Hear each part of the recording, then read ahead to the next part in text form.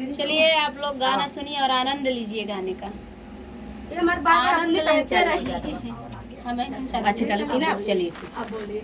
हाँ तो फ्रेंड हम लोग जा रहे हैं गीत गाने, हमारा चालू हुआ, डांस करने। आप लोग ढेर सारा प्यार आशीर्वाद दीजिए और सपोर्ट करिए सबके चैनल का। आ जाओ अब जब चालू होगा ना तो चालू बंद कर दीजिए।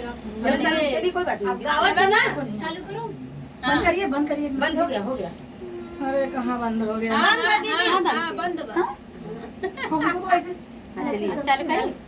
अच्छा वहाँ से बंद है। अलग कर दीजिए उसको, हम उसको बंद मोर कर देंगे। पतर का बालमा माँ मोर पतर का बालमा डोल सी किया के नहीं